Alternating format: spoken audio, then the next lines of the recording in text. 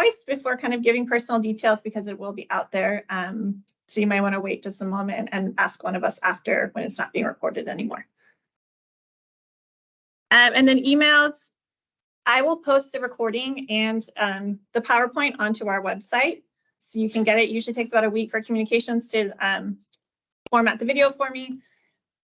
Or if you want to give us your emails, I can email it out to you as well. I also have a QR code that you can screen capture to handouts for today. That will probably be the better option. Let's do that. Okay. All right. And we did PTA already. All right. So I didn't change the title, but so this is kind of a part 2 of the anxiety work, because a lot of student behavior is related to anxiety. I would say vast majority of it. So that QR code will take you to a folder that has a Google Drive folder that has tonight's presentation, the past presentation on anxiety, and a bunch of different handouts. And feel free to use those to your needs. I would love just a quick kind of gauge of what information you would like to have tonight. I mean, we've got a small group here in person, relatively small group online. Is there kind of burning questions or things that you really wanted to understand tonight that we can address? Because the way I like to do, especially when it's a small group, is somewhat informal. I can sit here and present, but I also love questions. If there's things that you're asking, most of the time other parents are very interested in those kind of same questions. So is there anything that you would like me to make sure that I cover tonight? And people online, if you want to put that in the chat, that would be fine too.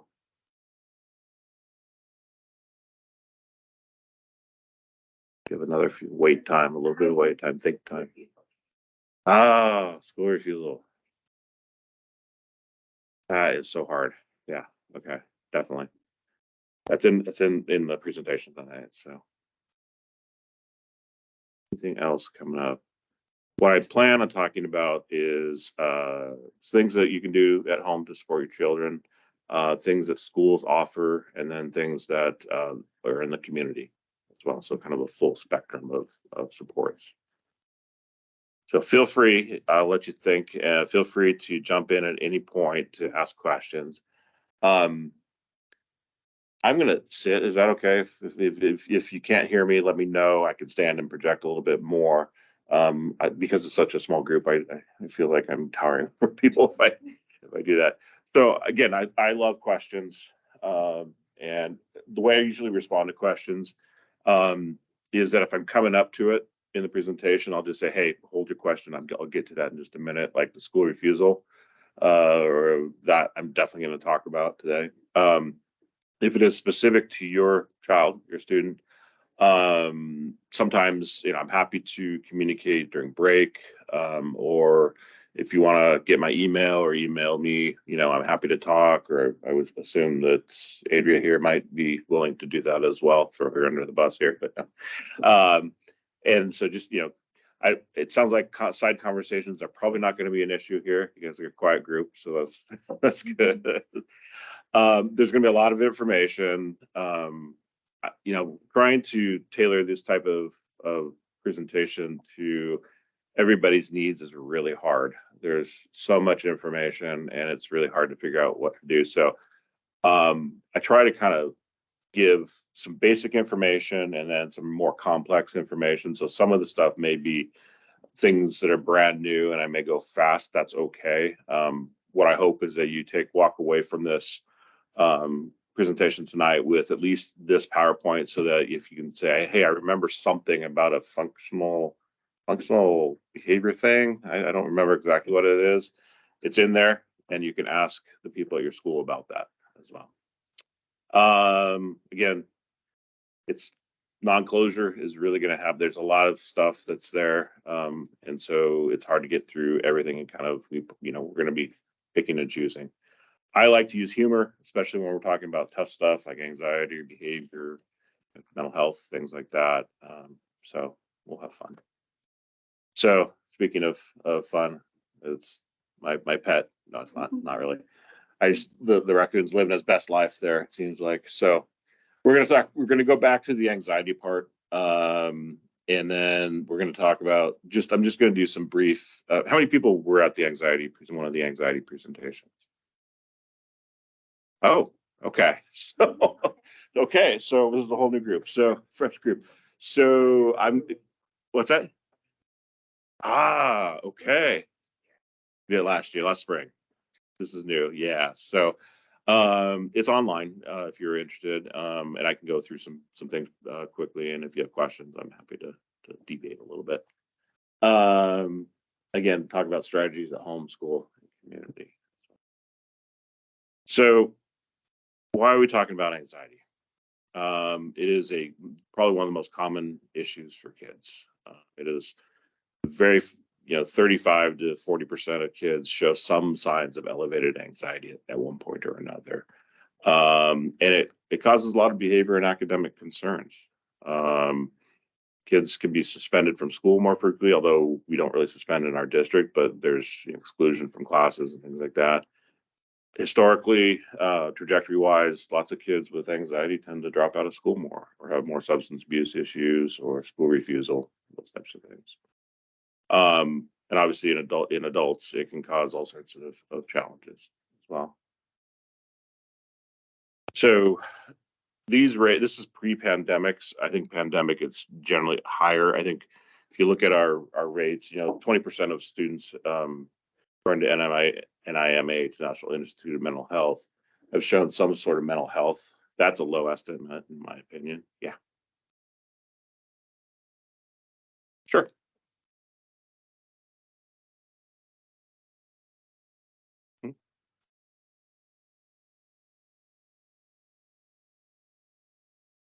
Yeah, we're going to get to that, but just briefly, non-compliance, refusing to do things because they're scared.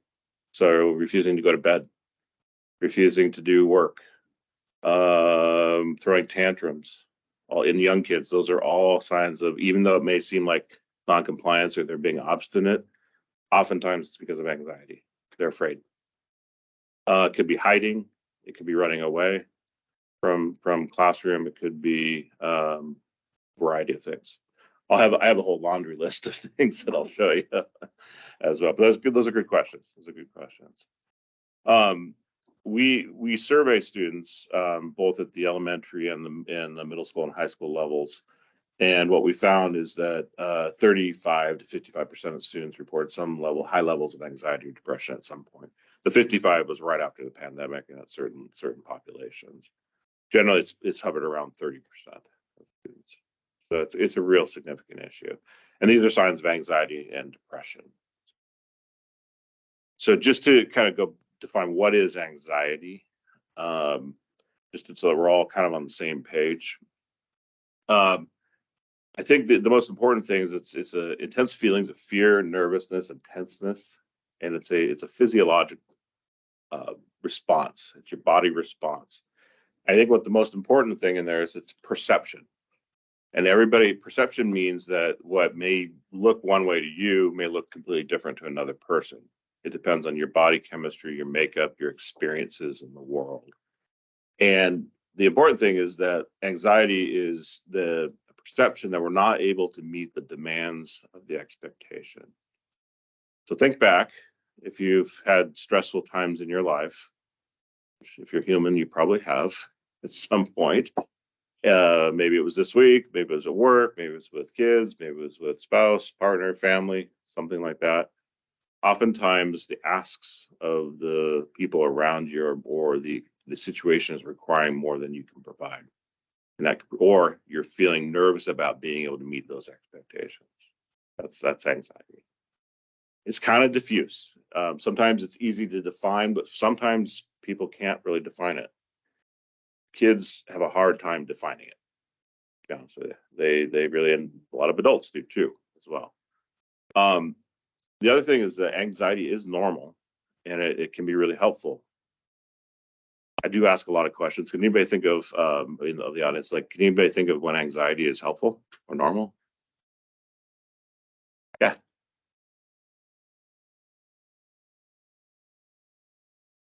Yeah. Exactly. Also, if you're in a stressful situation and you might get mugged or something, or if there's Yeah. some people around. Yeah. Like response. Yep, exactly. Or my plan ahead to take a certain route or have, you know, security or something like that, you know, spray or something like that. Exactly. Preparing for tests. You know, if you've got a project at work, if you're working and something's going on, then it's a good motivator to get things done.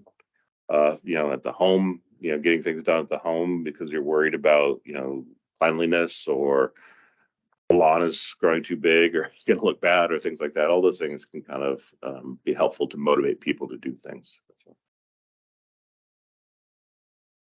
Oh, yeah. Thank you. Yeah, thank you. Help me remember, please, because I might forget. Yeah, thank you. Um, Worry is slightly different than anxiety. Anxiety is kind of it's a physiologic response. Worry is the thoughts that kind of go through your mind about the situation or something that's happening, that it's kind of like rumination or kind of perseverating on the ideas or the thoughts around that as well. It's more specific. So look, I'm worried about this. I'm worried about this presentation tonight that I have to give because everybody's going to be looking at me and they're all going to think I'm weird. All those things.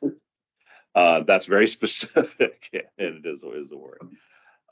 Again, it's helpful for preparing. Worry can also be helpful for preparing, considering and possible things that could go wrong and need a plan. So when does it become a problem? There's a couple of analogies that I like to use. The first is the faulty smoke detector.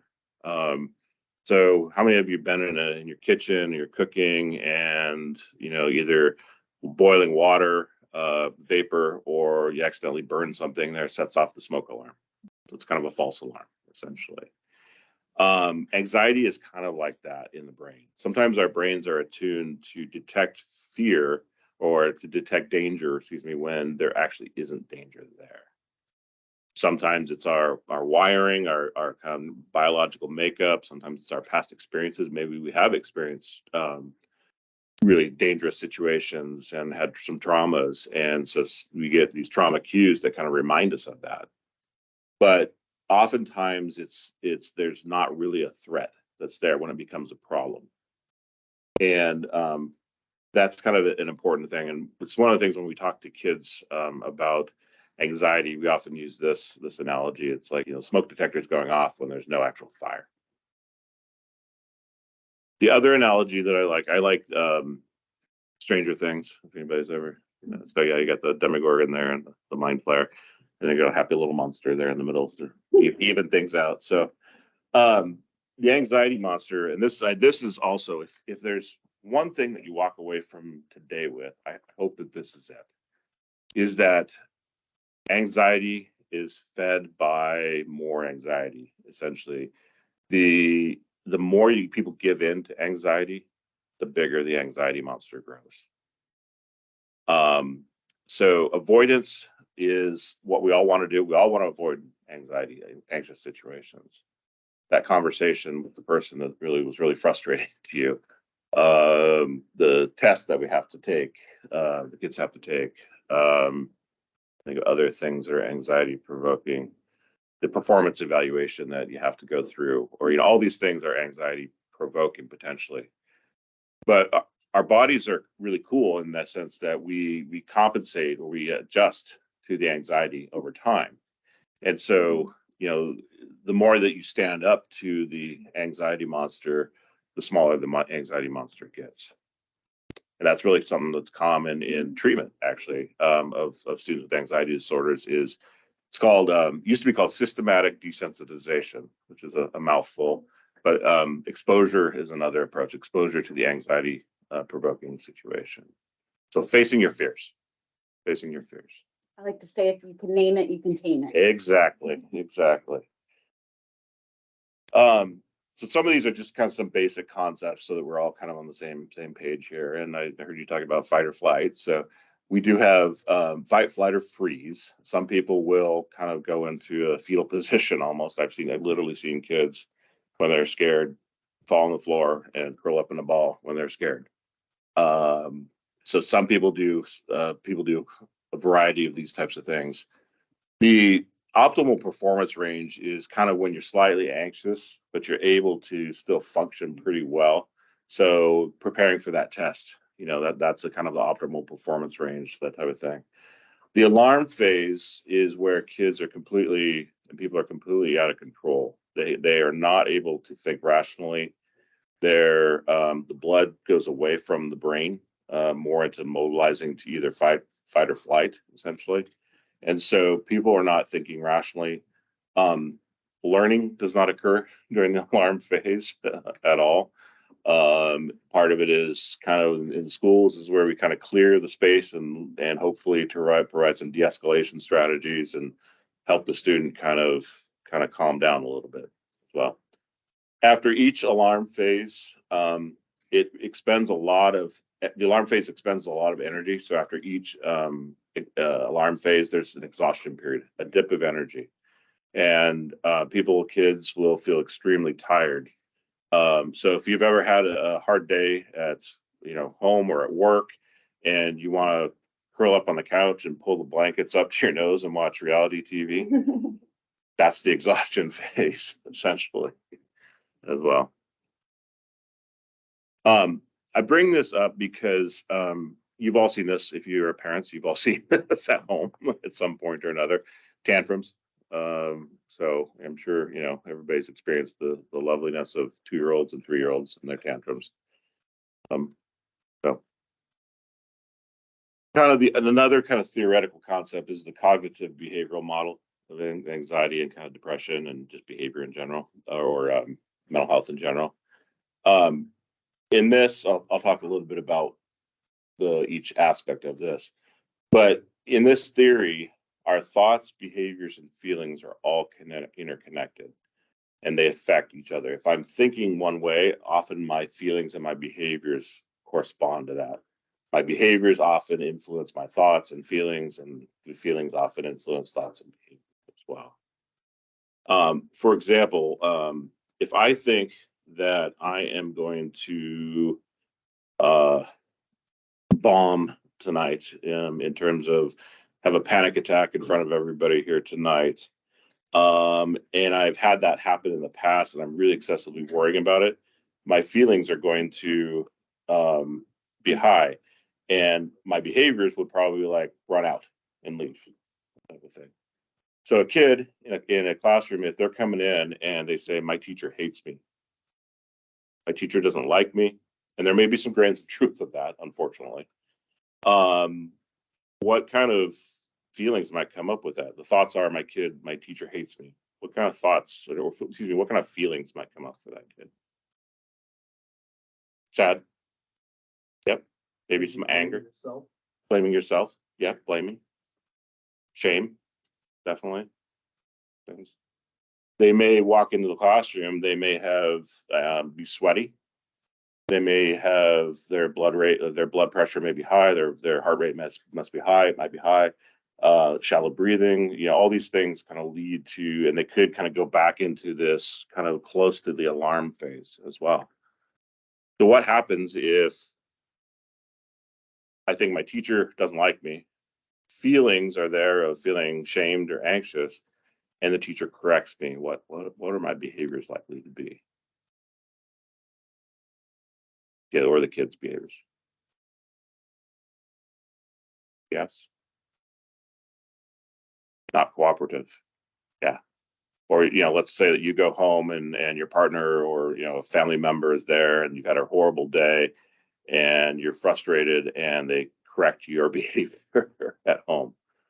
Probably going to lash out, either lash out or walk away or run away, those types of things. So all those things kind of are interconnected. Kids often have, or people have, sometimes what we call cognitive distortions. And these are just kind of thinking errors, or traps, or kind of unhelpful thoughts, is the way I describe them. There's lots of things like perfectionism. I have to do this perfect every time, otherwise it's all wrong. There's kind of black and white thinking where if this doesn't happen, if I don't get an A on this test, then I'm never going to go to a good school. Types of things. Those are pretty common cognitive distortions for kids in school. there may be a grain of truth in them, but in general, they're not helpful as well. What we try to provide kids is cognitive coping strategies and thoughts to say, hey, you know what? I may have done poorly on that test, but I can retake it. Or, you know what, I'll try harder for the next one to do better. You know, that kind of cognitive reframing, essentially. What's important is that the behaviors, just like I was saying with the anxiety monster, the behaviors really, particularly if they're avoiding the anxiety feelings, it really reinforces the thoughts and the feelings. It just makes those thoughts and feelings stronger. This is kind of a high level concept, but it's all, and I'm going over it very fast. Is there kind of questions around this, or do a comprehension check? Have people seen this before or heard of this before? What are some affirmation thoughts that help anxiety children? Great. I always like to say, you can do this. I know this is hard, so you're using validation, active listening and validation. I know this is really hard, but you're a smart kid. You're a strong kid. You can do this. I know you can. What do you need from me to help you with this? That type of thing, also, or what do you need from the teachers, or whatever it is. I think sometimes it's easy just to say, oh, you can do it. You're smart, that type of thing. But that acknowledgement of the emotionality around it, it's hard. This is really hard for a lot of people, but I really believe in you. You know, do you believe in yourself? You can do this. I think you can do this. So there's some other ones in there that I can show you, but that's a great question. So these are some common emotions and feelings in there. So there's quite a few things in there that go with this. I'm gonna a little faster. Thoughts, thinking like danger is everywhere, worrying too much about bad things happening, constant thoughts or images about bad things, kind of irrational thoughts, behaviors such as clinging to people, safe people, temper tantrums, outbursts, repetitive rituals, often to kind of stave off some sort of bad thing happening. Physical aggression can occur, oftentimes to avoid situations, and oppositional. All right, so your question earlier about what types of behaviors. These is a whole laundry list of things here that kids often see when we have anxiety. They're refusing to go to school, transitions, difficulties with transitions, meltdowns before school. Oh, my daughter, my youngest daughter, it would take her forever to put her shoes on, and it would take like 15 minutes to get shoes on. It was like, it was definitely anxiety. She was just anxious about going to school until we figured it out. But I think stomach aches is a good one to Yes. keep in mind, because that's what kids feel. They can't always name their feeling or what's driving their thoughts. So that's always a good clue to kind of ask more questions. What's going on? yes, that's a great point. Yeah, because that actually, when we get into the feelings, you know, it's tied, you know, your autonomic nervous system is tied to your stomach. So a lot of it is, you know, really important. Yeah.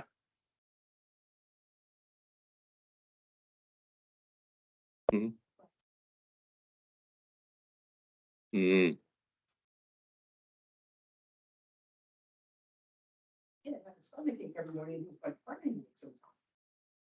Finally found a mental health therapist, and the first question he asked me, "Do you have stomach aches when you play video games?" And my son That's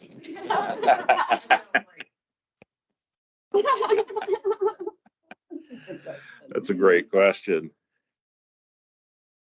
Do.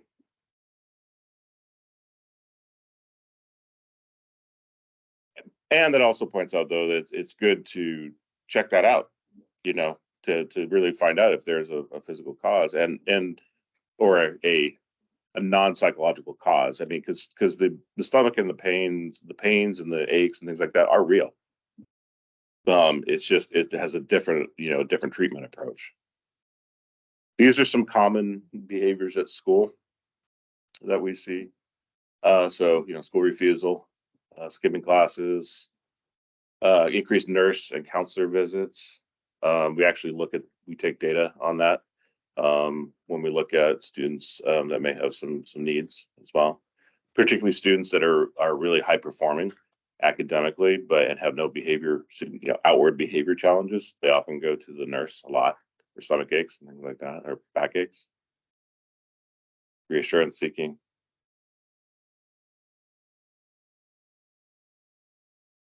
I'm gonna skip some of these. So these are some general kind of anxiety issues. I went into those a little bit more in the past. Probably the most common ones that we see at the elementary level is generalized anxiety disorder, social anxiety, and separation anxiety. We see a little bit of selective mutism. That's where kids can speak, but they choose not to out of anxiety. So we definitely see some students with that. PTSD is also another one of those things where kids, social anxiety disorder is just about being around other people, essentially. And generalized anxiety is it's kind of anxious all the time, sometimes not a specific cause, or at least one cause, like a specific phobia is I'm afraid of snakes, or I'm afraid of fire alarms, or I'm afraid of earthquakes. It is more, I'm worried about everything or lots of different things.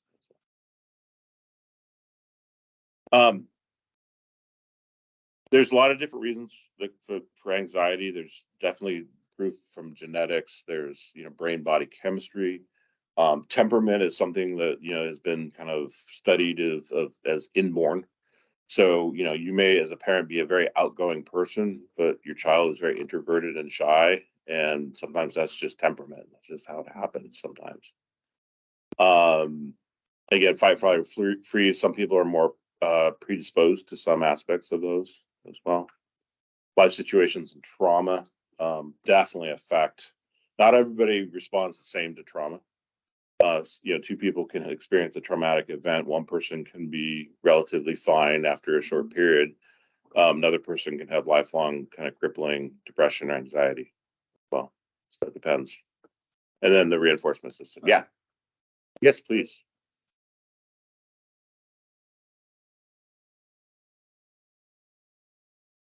Mhm.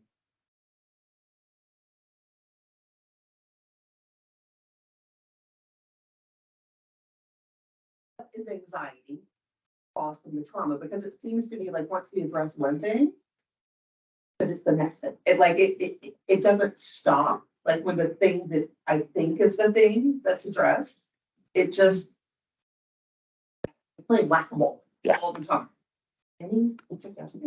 That's a great question. So the question is that sometimes it feels like when you've worked on one issue around anxiety, something else pops up. And that's pretty typical. It's common. Part of it is getting at some of the root causes of the anxiety. And there might be ways of doing that through exposure. And then sometimes you can accommodate kids, like if they have anxiety, parents can sometimes accommodate the kids, or teachers can accommodate the kids' needs, and that kind of takes the anxiety down, but it doesn't get at the root cause of the anxiety. And so sometimes we take one thing, but it might pop up. Also, there are certain disorders like OCD, in particular, obsessive compulsive disorder, where you may work on one obsession and the disorder causes another area to pop up. So it might be checking front doors for locked, and then that might be worked out. But then it is washing hands or something like that type of thing. So more intensive supports like medications, intensive outpatient services, things like that can be really helpful. A lot of exposure activities. Sometimes even if you go even further to, CBT may not be enough in that situation. Some more psychodynamic approaches might be more beneficial. Some of it also is developmental. There are periods, and I've talked to neurologists about this, there are periods where kids' brains are more susceptible to tics things like that. So you might get kids that are grunting or snorting or doing things like that. It's just kind of a anxiety-based developmental thing. We don't really know much about it. And so sometimes, you know, I wouldn't say kids will grow out of it. I think it's important to think about it and to support your kid around that. But sometimes even just drawing attention to it can make it worse as well. So there'll be more ideas coming up. So keep asking. Yeah. Yes.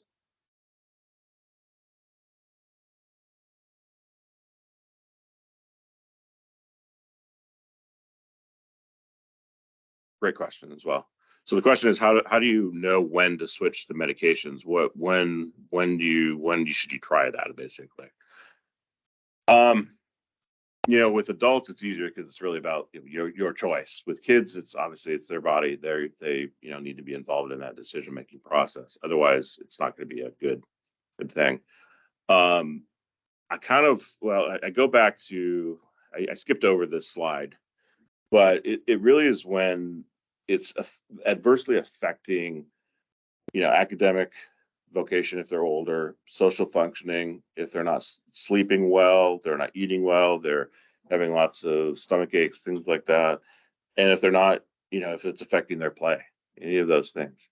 Now, those are all indicators of when it's a problem. The research basically says that the best approach is to start with non-invasive strategies. So what I mean by that is not medication. So therapy is usually the best approach to start off with. I would give it, 6 months at least to see how it goes. And if you're not finding if you're not seeing success and your student is not, connecting with that therapist, find somebody else. I always like with therapists, you are the consumer, you are the shopper.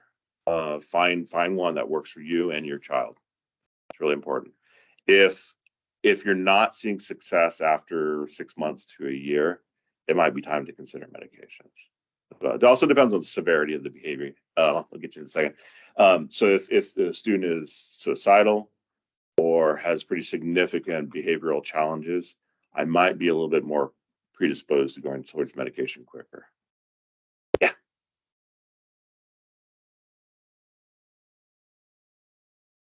Uh-huh.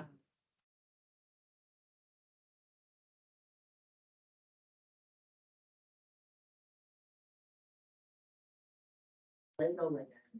And half of Legoland was him stopping to vomit every other garbage because of social anxiety. And that was like, we're going home and we're going to the other one. Yeah. I think I'm not gonna say you'll know, but a lot of times there's like something you're like, okay, guys. Definitely shop around. Yeah. Our fourth therapist was the winner. My kid has been seeing since he was about 7 and he's 14 now. They're buds. He asked like when he is feeling certain ways, he asked if we can go see her. So at the first 3, my son just sat there in the room going, kind of the whole time. So they're out there. It's just hard to find out. I think when you've gone through the therapy route and you're starting to lose hope, and you've changed, or at least you've got a really good therapist, your student connects with that person, but you're still losing hope, that's probably the time. So did you have a question or no? Okay, I saw somebody over here. So a good therapist can really do also exposure as well. And exposure is that exposing you gently to the anxiety causing situations. We often do a fear ladder, which means we start low and slow.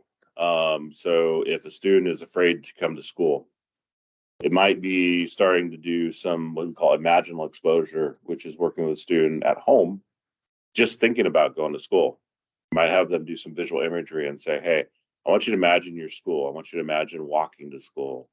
What are you smelling? What are you seeing? What are you hearing? Those types of things. And you can bump that up to the next thing might be you see pictures of your school. The next thing might be driving by the school.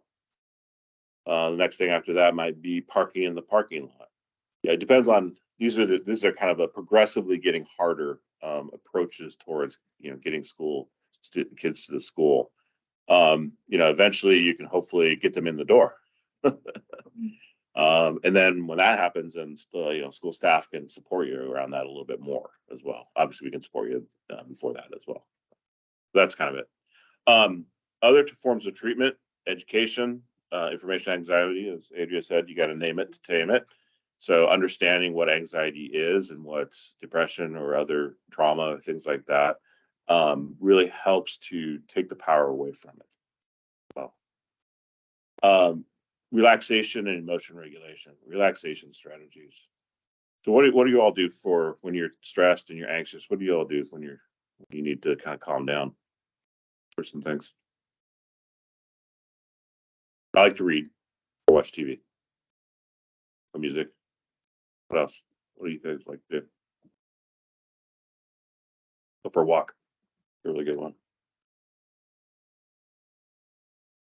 We have dogs or cats or things like that, pets. I like to pet my dog or my cat. Well, any other things? Guided meditation, yoga, meditation. Yeah, all of those are great things to help yourself calm. It's important to teach our kids those things as well. To be able to help them in the moment when they have that kind of anxiety state, to help get them down just a little bit. And then obviously cognitive reframing and restructuring. I'm going to skip a few things because I want to get to some other things. So these are some great examples of emotion regulation. Got our relaxed hedgehog there, in the sensory deprivation pond there. So there's different types. There's distraction, which is like watching a video. It's talking to somebody. It's looking at funny cat videos or memes or things like that. Positive self-statements. You know what? I had a hard time with this, but I can do it. I'm a smart person. I'm a good person. People like me. Stuart Smalley. Anybody remember Stuart Smalley? Because I don't like, gosh darn it, people like me. Okay, never mind. Relaxation and then kind of mindfulness. Mindfulness is a great strategy because what it does is it teaches kids to kind of control their brains a little bit. So just thinking about what they're doing in the moment, or thinking about their breathing, or doing things very consciously for short periods of time. I'm going to talk about a fear thermometer. This is a fear thermometer, or they also call it the SUD scale. This I love, and I use this with my kids at home. This is what I use to gauge where a kid is at school around how anxious do they feel. So if you've ever been to the doctor and you've got a pain scale, this is very similar. That's why they call it subjective units of distress, because it could be used for anger, it could be used for pain, it could be used for anxiety, all of those things. With exposure, I never want to put a student into an exposure activity when they're above a 5 or 6. Because what's likely to happen in that situation, they're likely to lose control and flee. And what happens if they run away from an anxiety-provoking situation? Going back to our original anxiety monster, what happens? It gets bigger, exactly. So I don't want to put a student into that kind of level. So what I find is that teachers, parents, a lot of adults don't fully understand. They assume that a student can do something when they are triggered, and they can't. It is really hard for kids because when you start to get up to 7 or 8, the brain function just goes away. And so this is when we start to get the kids putting head down on the desk, refusing to do anything, throwing a tantrum, running away, all those types of things. So with a lot of kids that I've worked with, even my own kids, if I'm sensing that they're anxious, I go, hey, where are you? On a scale of 1 to 10, are you like 6, 7, 8, 7, maybe something like that? And that tells me I need to back off a little bit in that situation. I need to not pressure them.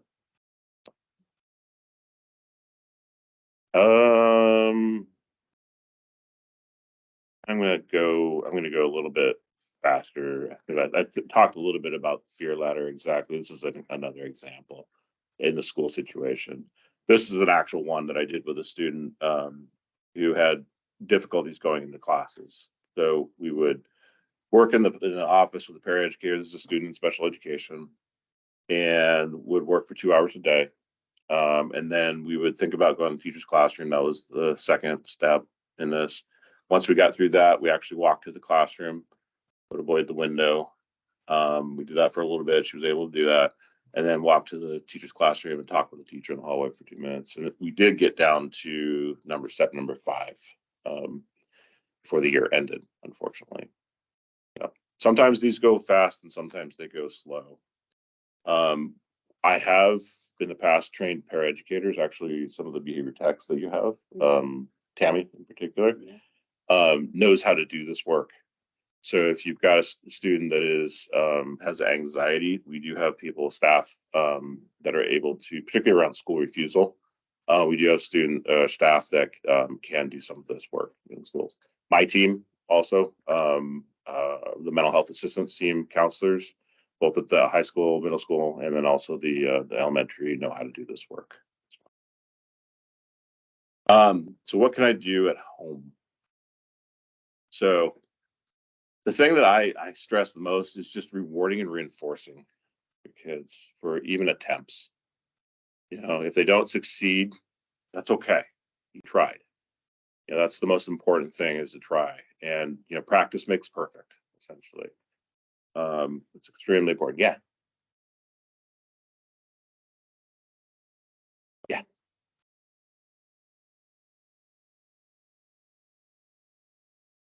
Something happened in that moment.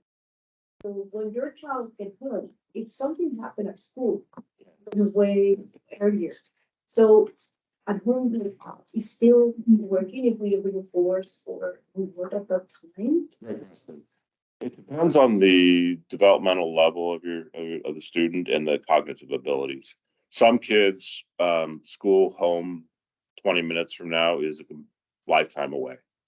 So those students with lower cognitive functioning, or with autism or some other types of challenges, yeah, you do want to reinforce right in the moment. I do, especially when you're teaching a new skill. You're wanting to, and I say this to teachers all the time, especially when you're teaching a new skill, you want that one-to-one kind of, when the behavior happens, you immediately reinforce it through, at a minimum, verbal praise. Like, you're sitting there very quietly and looking at me, thank you. Something like that. They call it behavior specific praise, where you're labeling the behavior and you're saying good job. For other kids, that may not be enough. So we have some kids where you actually have to give them a tangible thing, like a sticker, or maybe they're working for a piece of candy, or we try not to do candy too much, but sometimes that's what it takes. What I find is that as kids age and their cognitive abilities become more complex, they can kind of make that connections. So, a typical high school student who doesn't have any cognitive challenges could easily connect what happened at school with getting a reward at home. But an elementary student, sometimes not. So it really depends on kind of the way that I would test that is try it. If you're not seeing any change in behaviors, then it's probably the distance between the behavior and the reward is too long. A good question. Yeah.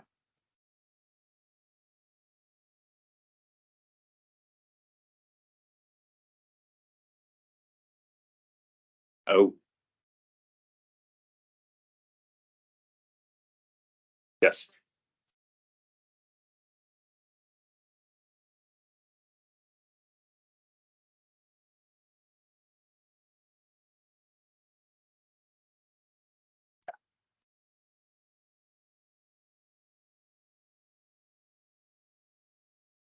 Yeah. So just, I keep forgetting to respond to this. The question is like, how do you support students around either changes, unexpected changes to kind of routines and things like that? And Adria, jump in if you have, I'm sure you have ideas. I try to teach flexibility as well. So with a lot of students who have anxiety, and a lot of students with autism, anxiety is a common core feature of anxiety. Not all, or excuse me, anxiety of all autistic students or students on the autism spectrum.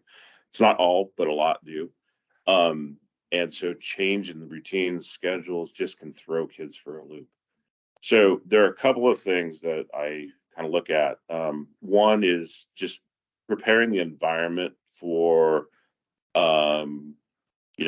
making sure the student has rest, is well rested. There's food, all these kind of, we call them setting events, which means that if you're, let's just take your own thing. If you're hungry, there's a word called hangry. I'm sure you've all heard of hangry. Where if you're hungry, you're more irritable, things like that. So prevention is a key. You can also prepare kids for changes. So like one time, what we sometimes do with students on the spectrum, with fire drills. Fire drills are a real problem for a lot of kids. So we will do practice those skills. We will kind of practice the fire alarm ahead of time. We'll also do things like social stories. Anybody familiar with social stories? Have you heard of them? Yeah, these are kind of stories that kids can read to kind of prep them around how to behave in certain situations or what expectations are in certain situations. The other thing is I also really try to go back towards these types of emotion regulation strategies. So, and this is really hard. It is hard for a lot of students to figure this out, especially students on the spectrum and who are younger as well. But what I try to do is work with them ahead of time when they're not anxious. This is really important. When they're calm, when they're happy, when they're good. And we'll try and, do relaxation strategies. So square breathing is a great example. So my youngest daughter has had some anxiety over the years. And what we would do, she's not on the spectrum, but she's got some afraid of going to bed. So what we would do is we would do square breathing, or we would also do what we call progressive relaxation or body scan. And that helped her. And whenever I look with square breathing, now that because we've done that, when she's calm in a good space, when she's, or when she's done is in a kind of a good state, whenever she gets into like a panic attack, I will breathe with her and she will mimic what I do in that situation. We're going to breathe. And it may take an hour to calm down, but at least we're actively working on it, and it is getting better over time. And I can kind of keep prodding her with that. Also, anytime there is something unexpected that happens and they respond well, recognizing that and saying, wow, that was unexpected. Or when an unexpected change happens to you, just modeling how you handle it in the moment. Yeah, definitely. All of those things. A lot of it is about preparation and trying to figure out, so there's another concept called pre-correction. If you know that you're going into maybe a chaotic environment like the store or something like that, it might be, hey, you might experience this, or this. What are you going to do if you experience that type of thing? Again, you're right. You said, I think earlier, that you can't predict everything, and there's no way. But the hope would be is that if you teach them some relaxation strategies, you try your best to throw curveballs at them in kind of unexpected situations to allow them to practice. That's important. Because it's about generalization of the skill. So sometimes what we do is we teach a skill in isolation in a classroom or in a safe environment. We put the student into a different environment that's kind of chaotic and they fall apart. So if we can kind of provide cueing mechanisms, like sometimes I've even seen like bracelets or lanyards or other things to remind kids around that. Those are things that kind of stand out as well. So I have a question related to the slide about the alarm. Yeah. So how do you know if that come from anxiety, or come from the real situation that got student to behave certain way, like from the real fact happening, or just from him, he or she feel anxiety and as a grade the emotion. Yeah, so the question is how do you know if the anxiety basically is really warranted or if it's kind of a faulty smoke detector? Is that kind of yeah. Part of that is it's real to the student. Let me first say that. And it's real to them. So always validate their perceptions. I never try to say, oh, that's not a big deal. Because that they'll just dig in or be anxious. So yeah, I totally understand why that's upsetting. Then it's up to you to kind of do some real research of like, did if they're worried about a situation, did that actually happen? So working with the school or friends or parents, parents, things like that. Part of it also is just your judgment in that situation is like how scary is that? As I said, I always believe that the reality of the kid is what it is, meaning I believe that they think that's really scary. I may think it's like, what? You know, that's not scary at all. But that's their reality for that moment. And so part of it is trying to figure out how to support them around becoming desensitized to that or to kind of expose them to it so it takes it down. Is that kind of okay? Oh, it's a little bit hard to sure.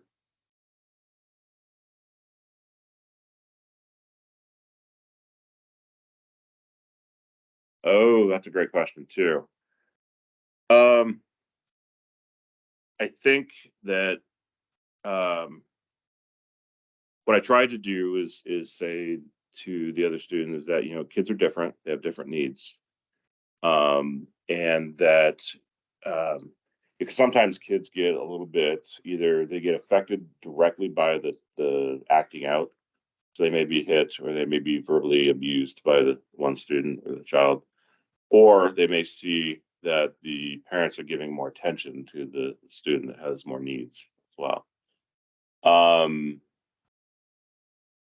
That's if it's happening on a consistent basis, what I would do is just say, I would work with a therapist to get some help around that. I think that trying to love and support the sibling and to indicate that that sibling is just as special as important is really important. Um, I think that sometimes doing some restorative conversations with the student and with the sibling to be able to say, hey, it depends on the student, on the developmental level and the cognitive and communication abilities of the student that's being more challenging. If that student can or that child can express some remorse and apologize or at least process it and show some contrition to the other child, the sibling, I would have them kind of do that and kind of support that as well. Also, make sure that you're spending time with the other student or the other child, the sibling as well, that they're getting the love and attention that they need. But really, it's some of it is also like really specific. So without more detail, it's hard for me to kind of give some general. If I had more specific information, I'd be able to kind of say, hey, this is a strategy. Maybe some other things. So these are all some strategies that I think are helpful. We do them time wise. 20 minutes. Okay. What I'm going to do a little bit is I'm going to. These are all in the resources. There's some great books. These are some really amazing books. The Don Huebner book, What to Do When You Dread Your Bed, When You Worry Too Much. These are amazing books to read with your kids as well. They really help. They have basis in cognitive behavioral therapy, the triangle that I showed you earlier. Here's some other ones: Blue Cheese Breath and Stinky Feet, Lion That Lost His Roar, About Facing Your Fears. There's the CBT Toolbox for Kids. That's a great with children and adolescents. It's great. Medications. But I want to talk about school-based resources because I think that you're probably here to hear some of that as well. So some basic things that we have. Lots of clubs, organizations, activities for kids that help with social integration, and they're often, you know, supervised by adults, so there's supportive staff there to do that. We have social emotional learning standards for the state, and every school has Second Step and Ruler. Have anybody heard of those before? These are curriculum. Second Step is for preschool through second grade or first grade, first or second, I can't remember. And then Ruler is an approach for third, fourth, and fifth as well. And these are, you know, helping kids to learn to, you know, the emotions, basically learning about their emotions, learning how to interact with others. They're very strong. Like Second Step in particular has a lot of research around it. Kids get a child protection unit, which is about you know, keeping their bodies safe from others and basically preventing child abuse. And then bullying protection is when we see kids that are bullying, how do we deal with that as well? School-wide positive behavior interventions and supports at the elementary. All elementary schools have that, and this is where we look at basically the idea behind PBIS is reinforcement or rewards work better than punishers. Punishers can be helpful, but punishers have a lot of challenges with them that create some nasty behaviors, avoidance behaviors, and things like that. And that the punishment, the learning from punishment doesn't last as long, or it's not as stable as reinforcers. So a lot of schools will have their 3 expectations, like be a problem solver, be respectful. I'm trying to think of some other things like that. We have counseling services. Each school has, elementary school has an elementary counselor. They can do some brief counseling with students, you know, 3 or 4 sessions, that type of thing. We have small group counseling, tier 2 groups. The Trails is a great program. It's a CBT based small group instruction. It goes about 8 to 10 weeks that students can be eligible for as well. I lead the mental health assistance team, which I won't go into too much, but we have at the middle school and high school level, we have 1 at each middle school and choice. We have 1 mental health counselor at each middle school and choice school, and then 2 at each high school, and they provide direct mental health counseling for students there. We have a lot of community mental health agencies that we partner with, and I'll show some of those. And then we just are starting, we're looking for parents who's interested in participating in a group for, it's not for students, but it's a parents group for students with school refusal as well. And I co-lead that with my colleague, Alyssa Symes. So there's a couple of other 504 plans certainly can be very helpful to provide accommodations. And those generally are access to the school counselor, principal. Rise and Summit is kind of one of our more extremes. It's not available for students in elementary just yet, but students may be going from 5th to 6th grade. Rise is at Highland, and it's for students with school refusal, significant school refusal. And then special education, which feels to jump in anytime. In special education, if a student qualifies for a behavior intervention plan, then that's where school teams can get some more support from the behavioral health team. So really focusing on students in special education who have behavior challenges at school. So, yeah. Oh, great question. It could be taking a break is a really common one. So if a student is feeling overwhelmed in a classroom, choice in assignments, things like that. So if a student is feeling anxious about doing an assignment and there's opportunities for different types of modes of presentation. So let's say it's a lesson about Washington State history around forestry. And the student is anxious about writing a paragraph around that. So it might be that they could draw a picture around that. That's a great accommodation. Or, you know, do a graphic design or something like that. Or maybe talk out loud to the teacher. Just say, hey, tell me everything you know about forestry and Washington State history. that type of thing. So those are really common ways of accommodations. Accommodations really don't change the expectations for kids, meaning that there's content that we want them to know. We want them to know about forestry and watch. I don't know why I picked forestry, but I did. And if they can regurgitate or tell back the information about it, they've met the expectation. We're not changing the expectation. We're just changing how they communicate their learning. Well, that's a great accommodation. Other types of accommodations. So a lot of things even up here on the slide. So visual schedules are definitely 504 approaches. Some kids need those routines. For kids that are anxious, ambiguity or uncertainty is really hard. And so if you can kind of create a schedule for kids, so they know exactly what's happening, that can be very helpful. Shorten work, cue cards, choice of activities regarding outputs, what kind of what I was talking about, and then differentiated reading levels. So if you've got a student that's having difficulties with reading, this is more of a modification, but could be also an accommodation, depends on the expectations.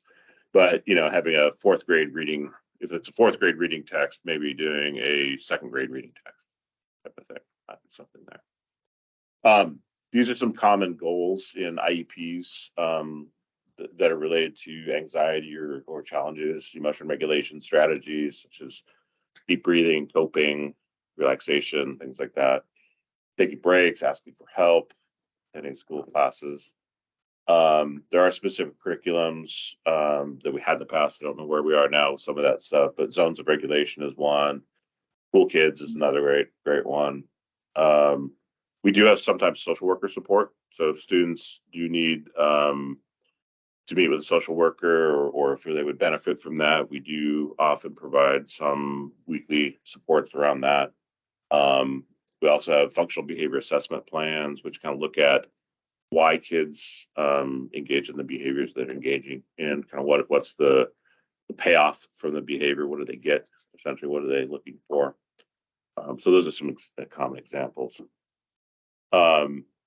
These are some more examples of accommodations and modifications, essentially. See these all the time. Teachers who have really are skilled do this for every kid. So, a lot of these things, it doesn't matter if the student has a disability, if they're anxious or anything like that. Sometimes it's just good teaching as well. With writing, I've seen teachers do dashes, like they'll say the kids' names and they'll do dashes, like, Adria, they'll write Adria in dashes and then the kids just kind of circle that, or they'll, do things that are very basic and stuff like that.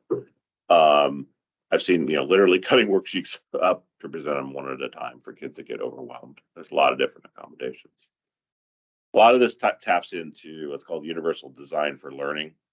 I'm not going to go into that. We should probably have at some point a big topic around that one because that's a huge topic. But the idea behind universal design for learning is how do we make learning accessible to everyone? Because really the goal is in our, at least in elementary, is really that for everybody to learn the content. It's not about rank ordering and things like that. And UDL uses lots of different ways I kind of think of it as input, output, and engagement. Input means how do we get information into kids' brains in a way that they understand it? So is that visual, verbal, auditory, or other methods, kinesthetic, things like that. Output, how do we measure that kids know what went into their brain, what we gave them? And then engagement really is how can we utilize strategies to increase interest in the content? So presenting different topics, different learning approaches, different ways of kind of presenting the materials. What I think about for universal design for learning is just as adults, even we all learn different ways. If we were all going to learn about one topic, some people would want to watch a documentary. Some people would enjoy reading a book or listening to a podcast. So I think that is how it translates in the classroom. It's a great example. Yeah. Prompts are positive, and this is something I wish more teachers would do this. Parents can easily do this. So you're walking into a situation and you're giving kind of directions or expectations ahead of time. So we're going to go visit your, your grandparents, and there's some challenging things there, or the whatever it is, I don't know. And here's the expectations. I want you to please say please and thank you. I want you to, whatever it is. I'm trying to think.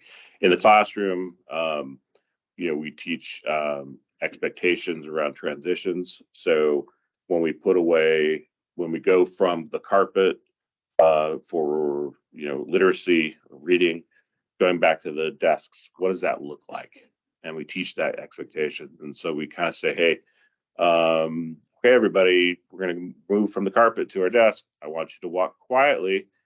What noise level? We're going to be at a noise level 1, which means a whisper. And I'd like you to go within 30 seconds. Okay, ready, go. That's kind of pre-correction. It's giving the expectations. And then what's really important is reinforcing afterwards and saying, good job. That's so that you kind of get that going as well. So all of those are strategies. Let's skip this one. Doing time-wise, we're running pretty late here. A lot of this, there's a couple things here that I want to highlight. Well, one thing that we're doing at the elementary level is we have the elementary MHAT team, which does support 16 different schools. There's only 3.5 of us that are doing that, but we provide small group instruction using 3 evidence-based practices. We do some crisis response, typically not for students in special education, because that's Adria's team. But these are some strategies and things that we do. We provide staff training, parent community support. Last year at Medina, we did the Family University Night. We're hoping to do that at most schools this year as well. So we provide similar trainings like this for that. We use a tool called the BIMAS to screen students for challenges as well. And then any student that's identified through that screener, we talk to the parents to see if the parents are interested in having the student participate in a small group for a period of like 8 to 10 weeks, something like that. So lots of different things. We use trails, zones of regulation, second step are all kind of the curriculum that we use. Most of these, all of them have some evidence to support their effectiveness. Some are more research, like second step has more research to support its effectiveness. Yeah. School counselor, or in special education, it might be, zones is used a lot in special education as well, but might be a special education teacher. Second step is special ed teachers could use that as well. Second step really is a curriculum that is school wide, but sometimes what we do is we will kind of have, sometimes in a classroom, it gets lost for kids. There's too many things going on. And so sometimes we just take kids out of that and do small group instruction. And that's in teams to help with that as well. There's a question. How does a student qualify for these things? Does a family need to supply a doctor note and request it of their counselor? That's a great question. Right now, we're still in the initial implementation phase, so it's not available to every student. However, if you ask the counselor to participate in it, chances are you could probably participate in it. With the expectation right now is that we screen at least 1 grade level at each elementary school and provide these services. Because we only have 3.5 FTE, we don't have the capacity to do this on a consistent basis, but we're hoping to expand it over time. We now screen all students grades 7 through 11 for mental health challenges, but that's taken 5 years to get to that point. And we just started this phase of it last year. So it's going to take a little while to get there, but if you ask, the pressure will put more pressure on us to figure it out and to get more staff to provide these services. If this is something that you want, please ask, because then it will happen. Yeah. Is there any correlation between anxiety with autism? Yes, definitely. How strong correlation? Very strong correlation. It's a common feature of students with autism, anxiety is. Yeah, yeah. Is that difficulty with transitions and kind of rigidity in thinking sometimes causes anxiety. Yeah, good question. We do have agencies out in the community. We also partner with these 5 agencies here, which means that we have them in our schools, even at the elementary level, to provide supports for students whose parents are interested in this. We love our partnerships with these are great, great support agencies like Consejos. They have a lot of Spanish speaking folks. CMAR also does. Asian Counseling Referral Services is great. We've had great work with them. They have Mandarin and Mandarin speakers. I'm trying to think what else they have. There's a couple different dialects as well. Do you want to give you just some other sources? So if there's a crisis that's going on, the CORS, or the Children's Crisis Outreach Service, is a great organization. You can call them. If it's an emergent situation, they'll be there out that day. They're at your house that day. They're great short-term stability service. So if you've got a child that's really kind of escalated and you're not sure what to do and they don't have services already set up, it's a great organization. It does require parent and child permission, essentially. Obviously, if the kid's young, it's a little different, but definitely parents have to want it. So schools cannot call this for you. And obviously the 988 Suicide and Crisis Lifeline is helpful. So for students in special education that are having more significant challenges, wraparound services are extremely helpful. And what happens with a lot of students, especially with complex needs, is there's lots of different agencies involved. There might be doctors, there might be therapists, physical therapists, there might be the school system, there might be Division of Health and Child Services, there might be other people involved. And so trying to coordinate care for your child is extremely hard. So King County has set up the wraparound services to kind of help you get basically a case manager who helps bring people together to kind of problem solving issues around medications or therapies or school issues, things like that. Very helpful.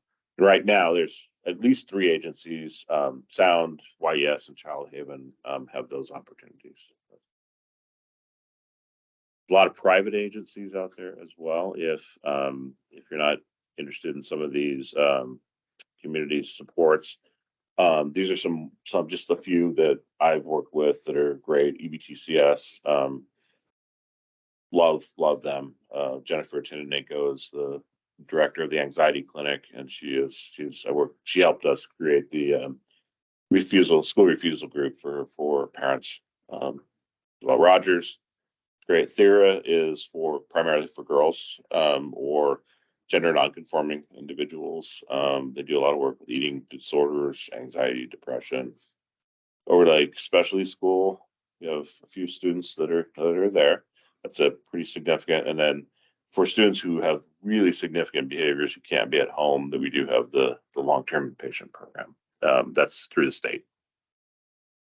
This last slide is kind of a continuum of services, just of things that are available, from basically minimal supports to all the way down towards inpatient services. So oftentimes when we look at where we should go with a student, we take a progressive approach that we call least restrictive environment, which I'm sure you probably all have heard at some point, where we don't want to provide too much services. Just like if you've got a cold, we don't want to give you cancer treatment. Same ideas. We don't want to put you a student in inpatient services or intensive outpatients when maybe a tier 2 group such as zones or something like that might be appropriate.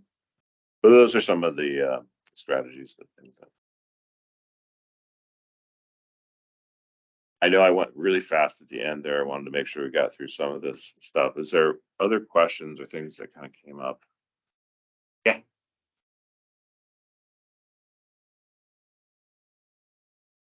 Okay.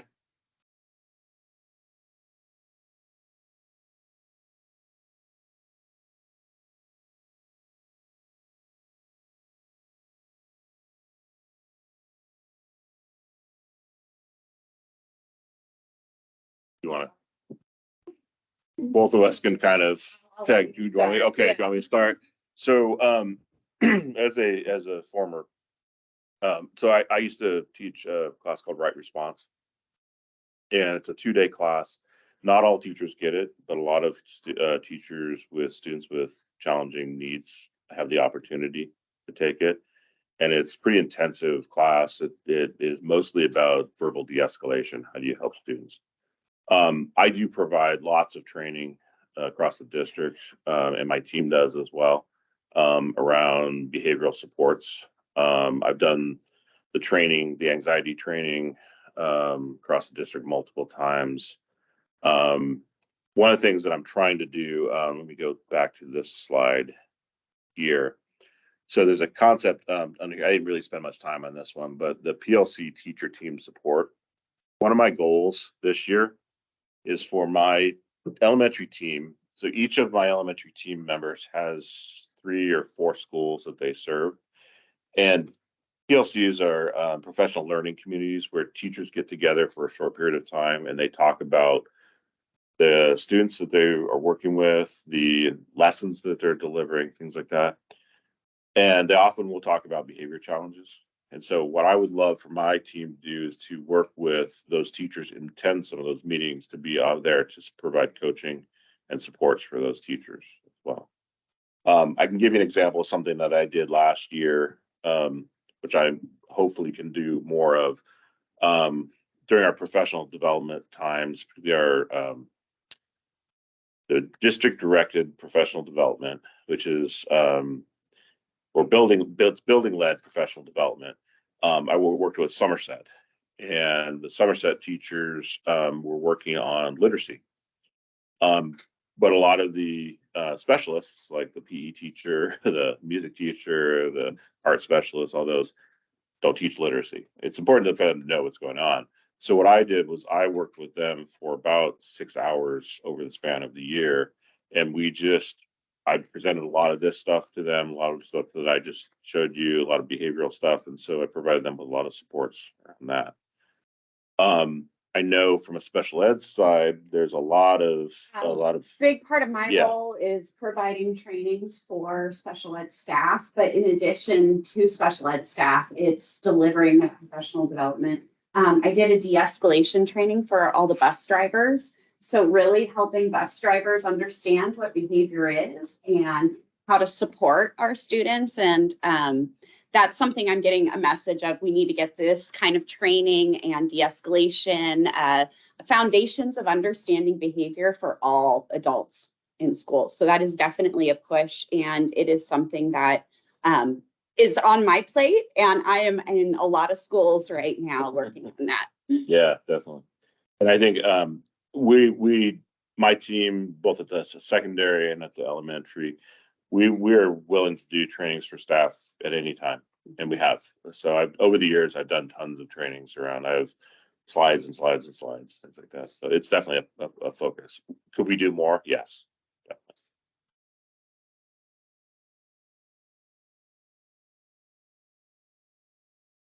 Special education. So I oversee Right Response, and it is all of the certified behavior specialists. So there's 5 of them, 5 district behavior techs, and they're the trainers. And really, we're kind of changing the structure of Right Response. What we want is for school building teams to get trained together, so that there's a common language, there's consistency, and that the same school, the group of staff can talk about those students and talk about specific problems of practice or additional strategies. So it's a model we're hoping to change.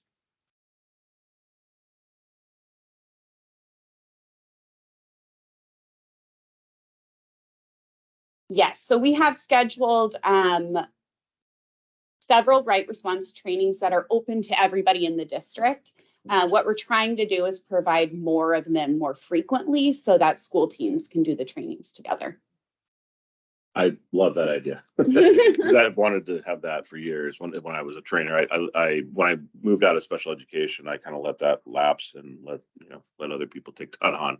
But it's a great training that I think all staff should have at some point. Yeah. I wish we could give Right. more. There's a big misunderstanding of right response that a lot of Yes. people think right response is, this is going to be the last resort. If my child is displaying unsafe behaviors, then this is how they're going to be kept safe.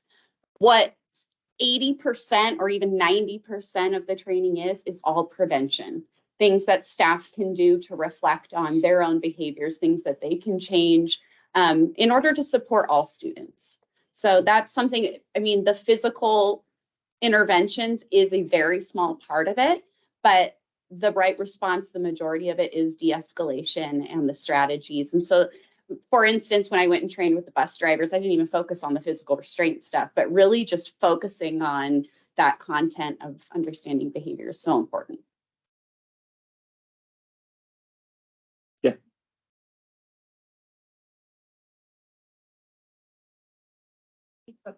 Classroom, there's like, there's room, there's a teacher who's like, holding the group together. But what happens when certain behaviors happen when it's free time, recess, at the Yes. bus, like the one in charge of that, like how can our children get support, like, because sometimes the school, like, so the teacher, like, when he's in my classroom, he or she, I can handle this, but there's like nobody's not. It's like, yeah, they're children, so who can support them there? What's interesting is when we look at discipline data, so we track student instances of aggressive behavior or misbehavior, things like that, to really kind of get a sense of where we need to provide support. Playground is the number one area where things happen every single time, and then the classroom. It depends on the school. Some schools have more supports around it than others. Typically, our general GSAs was a general staff assistant. They support general school assistant. Thank you. It's changed. That's why they're generally the ones who oversee recess, and so they're not. They're supposed to. So part of my job also in the past was I supported the PBIS work, the positive behavior intervention supports. And there's a lot of different strategies to deal with recess, like having zones of activity that are supervised by an adult. Because oftentimes, recess is Lord of the Flies kind of situation where chaos kind of reigns if there's not good support or organization. I know Stevenson a while back would have a recess resolution or conflict resolution person. It was the kids with an adult. When kids were having a problem, their job was to go to that person and they would help resolve the issues. I know that we've been trying to do trainings. I've done trainings for GSAs in the past, in Paris as well. I think there are some schools that are way better than others. I can't say much more than that. If it's an issue, bring it up, please, with your, if it's an issue for your child or something like that, there might be other ways of supporting. So there might be opening up the library. It might be doing activities or games with a counselor. There might be other kind of strategies. It might be a GSA who's specifically pulled aside for those kids that are shy or need a little bit more support. It just kind of varies on what's going on. But as a kind of analyst of that, what I would try to do is analyze what's happening. I look at the reports and figure out, okay, was it a certain number of kids? If it's a certain number of kids that are causing these challenges, then I go towards, I want to provide them with support and instruction. So I would be pulling a small group of kids about how do we play Foursquare appropriately without getting into fights, or how do we play on the big toy without without people pushing each other off or yelling at each other or bullying, things like that. We call those kind of ad hoc tier 2 groups where it's really based on the skill that the kids need to, because I always assume skills deficit first. I try to teach first, then general, then cue, and then provide some motivation. So that's hard. That's really hard. Yeah. It's different at every school. It is. Yeah. There's some that are really good at it, and then there's some that's not so good. So, and that could vary upon the support structure of the assignments. It could be the number of staff they have. It could be the skills and abilities of the staff as well. Yeah.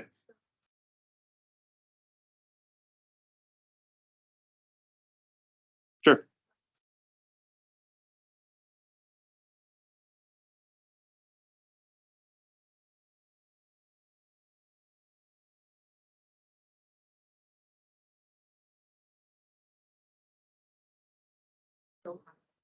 Kids with special needs. Mentioned that like the kids spend more time in the general classroom nowadays. So it's very beneficial if the teachers in the general classroom can have more trainings. There's a position in our district called the inclusionary practice coordinator. So inclusionary practices are really focusing on how to meet students with special needs in their gen ed classes. So there is a push for that, and that is a huge focus. And we want to support teachers in learning all the skills to support those kids. So I don't know specifically the work that's being done, but I know that's a huge focus on making sure that those general education teachers could have a co-teacher who's a special education teacher. There's lots of different models where they are working closely with a special education teacher in supporting that student. What I would say, and his name is Greg Stoneberger. He's a really good guy, a friend of mine. And I know he's been doing lots of trainings this year and has in the past as well. He's doing tons of training. What I would do is ask the administrator or counselor at your building to say what's happening. And again, like I was saying earlier, nothing will happen until, well, not nothing. If you request, get your voice out there, ask for it. I think that that's something that can happen if enough people ask, or if you are able to support that. The family university night that we did at Medina happened because a parent wanted it. So, and this was a parent that I've worked with in the past, and she said, "Hey, can we do this?" I'm like, "Sure, yeah, we'll do it." And that's what I'm trying to do too. If you want a training, let me know. I'll come to the school. Doesn't matter who the staff members are. I want to support that work. And again, like with the other stuff, with the recess, it's all over the board across the district. So some staff are more trained than others. Some administrators are more proactive around that.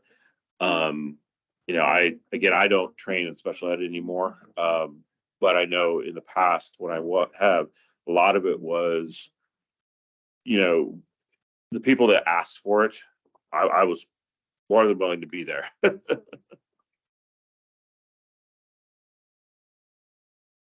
Well, there is for Paris, right?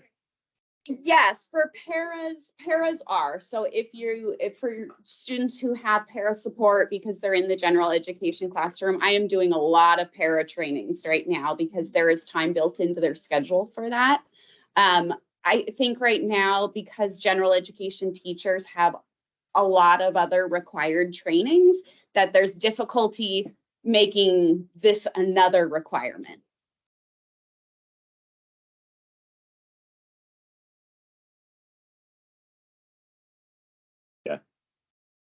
My suspicion though, and correct me if I'm wrong, with the certified behavior specialist can always, I'm going to volunteer them, but please tell me if I'm wrong.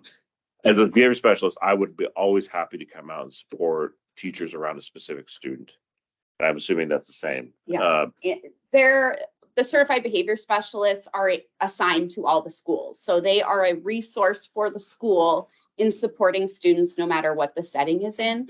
And part of their role is training staff, shadowing, coaching, modeling. So it's not like a formal professional development like this, but it could be more specific training for individual staff for individual student needs. I actually find it better than like a large group training. Yeah, I do. Because you can have that feedback back and forth. They can ask questions. You know, I could observe the teacher and then give real-time feedback to the teacher around how to support students around that. So that is definitely available. But yeah, we could do more. And again, the competing initiatives, that's the hard thing is just there's so much, like, you know, we roll out new curriculum, seems like every year, and elementary teachers are expected to teach everything: reading, writing, math, health, science, social studies, you know, all these things. So it gets hard. What I do like is there are new teacher standards. They're called the culturally competent CC equity, diversity, and inclusion. Yeah. Yeah, so these are standards that really are supporting all students' needs, and it is just really kind of started this year, but it's standards for all teachers that are really should be reflecting on how they are including all students, reflecting on kind of their own practices in terms of working with different cultures and working with students who have different needs. So there's a push, and I hear you.